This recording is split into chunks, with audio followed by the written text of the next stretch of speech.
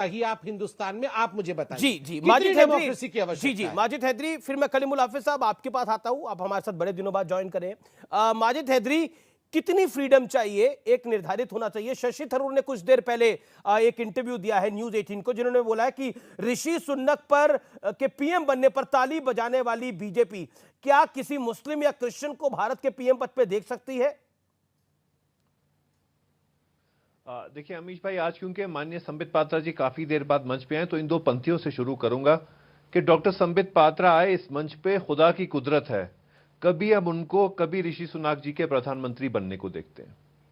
देखिए इतू C minority 1.5% हमारे हिंदू भाई रहते हैं यूके में, और उन्हीं में से एक हमारा आज जो है वो वहां के प्रधानमंत्री बने। लेकिन ऋषि सुनक जी भारत के लिए प्रधानमंत्री नहीं बने, ना भारतीयों के लिए बने और फिरंगियों के लिए बने। लेकिन अब तुलना करना जरूरी बनता है, क्योंकि अभी जब संबित पात्रा जी ने इतने आंकड़े बताए, आपने आंकड़े बताए, तो मैं भी आपको बता दूं, हमारे माननीय प्रधानमंत्री जी की जम्बो कैबिनेट है जिसमें 70 के करीब हमारे मिनिस्टर हैं, लेकिन उनमें एक भी मुसलमान नहीं है। कर्नाटक की सरकार में 30 के करीब मिनिस्टर है, हमारी मुसलमानों की 0 रिप्रेजेंटेशन है। मध्य प्रदेश में 30 के करीब मिनिस्टर है, हमारी 0 रिप्रेजेंटेशन है। यूपी सरकार में योगी आदित्यनाथ जी ने हमें एक मिनिस्टर दिया है, जहां पे हमारी जनसंख्या 20% है। तो आंकड़ों की बात अब मैंने भी रख दी, लेकिन हमें एक बात आज समझ तो एक क्लैरिटी के लिए मैं बात कर लेता हूं। आप माजिद हैदरी, आप अल्पसंख्यकों की बात नहीं कर रहे हैं, आप अल्पसंख्यक में जो सबसे बड़ी मेजॉरिटी है मुसलमान, उसकी बात कर रहे हैं।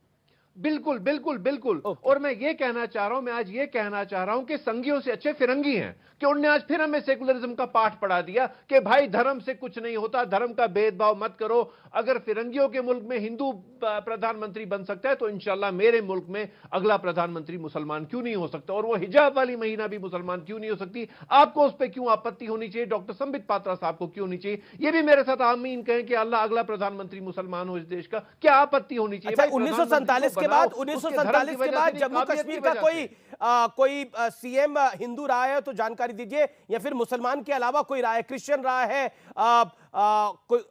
या फिर पारसी रहा है तो जानकारी दीजिए इस देश को। 1947 के बाद जम्मू कश्मीर के अंदर काफी लिबरल है, आप बड़े सेकुलर आदमी हैं। देखें, आप एक मुस्लिम मेजॉरिटी एरिया को आप सारे पूरे बहुत बढ़िया भारत के साथ आप क्या तुलना कर रहे हैं? मुझे तुलना का मामला समझ नहीं आ रहा। आपने बोला मुस्लिम मेजॉरिटी है, वहां पे तुलना ही नहीं हो सकती। 15% है माइनॉरिटी, कैसे होगी तुलना? ओके, अब एक एक करके बोलते हैं। देखिए, मेरे डिबेट का एक रूल है, एक एक करके सब बोले, अपनी बात को रखे। संबित पात्रा, जम्मू कश्मीर की बात मत करिए, कश्मीर की तो बात मत करिए, वो मुस्लिम मेजॉरिटी है।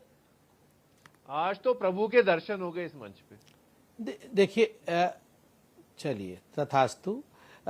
मगर अमीश भाई, हिपोक्रेसी एक शब्द होता है अंग्रेजी में, जिसको कई बार डबल स्पीक भी कहते हैं, दोहरा चरित्र, दोहरा मापदंड हिंदी में कहा जाता है। मतलब आज हिपोक्रेसी भी सुइसाइड कर लेगी इनकी बातों को सुन करके। बताइए, आपने इनसे पूछा जम्मू कश्मीर में कोई हिंदू बन सकता है क्या? तो आप करिए ही मत जी जम्मू कश्मीर की बात, वो तो मुस्लिम मेजॉरिटी एरिया है, वहां तो ये सब संभव ही नहीं, वहां तो ये डिबेट ही नहीं हो सकता है। बाकी देश की बात आप करिए। तो बड़े कन्वीनियंटली उन्होंने जम्मू कश्मीर को अलग कर दिया। अब इन्होंने बड़े ही आराम से कहा कि हिजाब वाली कोई महिला भी प्रधानमंत्री बन सकती है। ये मुझे तो समझ में नहीं आता है। खुद कोट टाई पहन के बैठ जाते हैं और महिला हिजाब और बुर्के में ही होनी चाहिए। ये क्यों? ये तो यहां पर सलवार कमीज पहन के बैठे नहीं है, ये तो कोट टाई पहन के बैठे हैं फिरंगी वाला। और महिला होनी चाहिए बुर्का वाली, बुर्के वाली, या तो हिजाब वाली। आप इनसे पहले पूछिए ये कब सलवार कमीज पहन के आएंगे। जब ये सलवार कमीज पहन के आएंगे तभी मैं इनसे माइनॉरिटीज को कितना रिप्रेजेंटेशन होना चाहिए, कितना रिप्रेजेंटेशन नहीं होना चाहिए डिस्कशन करूंगा। ये तो खुद फिरंगी बन के बैठा हुए है। शशि, मैं व्यूअर्स आपको बता दूं, बड़ी ब्रेकिंग स्टोरी आ रही है। शशि थरूर ने बड़ी स्टेटमेंट दी है न्यूज 18 को। अगले 5 से 7 मिनट में हमारे पास वो स्टेटमेंट होगी। बहुत बड़ी स्टेटमेंट दी है कांग्रेस के नेता ने। वो स्टेटमेंट क्या है मैं आपको कुछ मिनटों में बता पाऊंगा एग्जैक्ट क्या बोला है। बड़ी स्टेटमेंट दी है शशि थरूर ने न्यूज 18 के साथ एक्सक्लूसिव बातचीत करने में। 30 सेकेंड माजिद हैदरी, देन कलीमुल हाफिज। अमीश भाई, आज मुझे बड़े दुख से कहना पड़ रहा है कि मेरे भाई हैं, भारत के वासी हैं, संगी, मगर मुझे आज कहना पड़ रहा है कि संगियों से अच्छे फिरंगी हैं, क्योंकि आज उनने हमें वो पाठ पढ़ाया है जो हमें समझने की जरूरत है कि भाई प्रधानमंत्री चुनो, सरकार बनाओ, लेकिन धर्म के भेदभाव पे मत बनाओ, काबिलियत पे बनाओ। तो बताइए, उसकी देखो उसमें कितनी इंटेलिजेंस है। फिरंगियों ने आपको कौन सा पाठ पढ़ा दिया है? टेल मी द पाठ बताइए, क्या पढ़ाया है? ना what lessons you have learned? 1 2 3। व्यक्ति को 1.5% जो जिनकी जनसंख्या है मेरे हिंदू भाई यूके में, उनका प्राइम मिनिस्टर बन गया। और हम यहाँ 15% वाले हैं जिनका एक भी जीरो रिप्रेजेंटेशन जम्मू कैबिनेट में। माननीय प्रधानमंत्री अब्दुल कलाम कौन थे? कर्नाटक में जीरो रिप्रेजेंटेशन, मध्य प्रदेश में अब्दुल कलाम कौन थे? डॉक्टर जाकिर हुसैन कौन थे? फखरुद्दीन अली अहमद कौन थे? देखिए वो राष्ट्रपति थे। मुझे 2014 के बाद का बताइए। हामिद अंसारी साहब पे आपने कितनी डिबेटें की, कितनी टोपी उछाली आपने? संबित पात्रा जी ने कितनी टोपी उछाली? अच्छा, टोपी उछाली? टोपी उछाली? बिल्कुल उछाली। आपने किसकी टोपी नहीं उछाली? हामिद अंसारी साहब के खिलाफ आपने कितनी डिबेटें की? आपकी जुर्रत कैसी हुई फिर आपने वाइस प्रेसिडेंट पूर्व के खिलाफ डिबेटें की? क्यों नहीं करेंगे हामिद अंसारी? और अगर हामिद अंसारी ने कोई कंट्रोवर्शियल बात बोली है तो उस पर चर्चा जरूर होगी। भारत लोकतंत्र है, हामिद अंसारी मुसलमान है, इसलिए चर्चा भी नहीं होनी चाहिए। कमाल है। संबित पात्रा, लोकतंत्र ओके, एक सेकंड सुराष्ट्र, मुझे पता है आप हाथ खड़ा कर रही है, कलीमुल हाफिज साहब भी हाथ खड़ा कर रहे हैं। एक सेकंड, होल्ड ऑन। मुसलमान क्यों नहीं है? अच्छा ठीक है, ओके। संबित पात्रा, अजान के लिए आपकी परमिशन, हलाल के लिए आपकी परमिशन, हिजाब के लिए आपकी परमिशन, एनआरसी नहीं सीए है। भाई हमें करना क्या, मुझे बताइए, मार्गदर्शन कराइए। आज मुझे परमिशन दीजिए बोलने के लिए प्लीज। अच्छा, अब मुझे परमिशन है बोलने की अमीश भाई? Thank you. देखिए अमीश भाई, चलिए, हम लोग तो बड़े बदमाश हैं, हम तो एंटी मुस्लिम हैं, हम तो फिरंगियों से भी गए गुजरे हैं। मैं इतना बोलना चाहता हूं, ये कांग्रेस पार्टी और ये जो आम आदमी पार्टी, ये सब तो अच्छी पार्टियां हैं। आप किसने रोका है? अभी गुजरात का चुनाव आ रहा है, अभी हिमाचल प्रदेश के तो चुनाव होने वाले हैं कुछ दिनों के अंदर, 2024 में चुनाव होने वाले हैं भारत के अंदर लोकसभा के।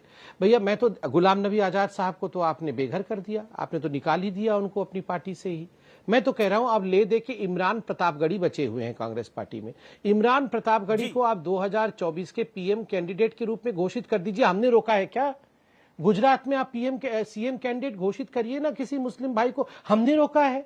आप हिमाचल प्रदेश में भी घोषित करिए। कांग्रेस पार्टी को बिल्कुल करना चाहिए। इतना ट्वीट टाट करने से अच्छा है कि घोषणा ही कर देना। भारत तोड़ो यात्रा चली रही है, वो भारत तोड़ो यात्रा के बीच में राहुल गांधी घोषणा कर दे कि हम इमरान प्रतापगढ़ी को 2024 के पीएम कैंडिडेट के रूप में घोषित करते हैं। हम क्या आपत्ति कर देंगे? हम रोक देंगे क्या उनसे? ठीक है, ओके। मैं कलीमुल साहब का रुख करता हूं। कलीमुल साहब, जो चिदंबरम ने बोला, जो शशि थरूर ने बोला और जो महबूबा मुफ्ती ने बोला, do you agree with it और यू डिसएग्री विद इट? मेरे नेता ने क्या बोला मैं वो एग्री करता हूं। मेरे नेता ने बोला एक दिन हिंदुस्तान में हिजाबी प्रधानमंत्री बनेगी, और इस पर हम स्टैंड करते हैं। चूंकि हमारा देश सेकुलर देश है, संविधान इसकी इजाजत देता है, लेकिन ये जरूर है कि आज जो भारतीय मूल का जो भारतीय मूल का प्रधानमंत्री ब्रिटिश में बना है, ब्रिटेन में बना है, उसके लिए मैं अपने पूरे देश को मुबारकबाद देता हूं। और मुझे फख्र है कि वो हमारे देश से उनका लिंक है। अब आता हूं मैं कि भारतीय जनता पार्टी जो बहुत ज्यादा मिठाइयां बांट रहे हैं, खुशी बना रहे हैं, तो उन पे एक सवालिया निशान जरूर लगता है कि आपने अपनी माइनॉरिटी को कैसे ट्रीट किया है। आप इसको तो जानते ही हैं, उनके पास लोकसभा में कोई मेंबर नहीं है, राज्यसभा में कोई मेंबर नहीं है, सिर्फ एक नॉमिनेटेड लिया है, कोई मिनिस्टर नहीं है। लेकिन इससे भी आगे चलिए, सुप्रीम कोर्ट में एक भी जस्टिस नहीं है।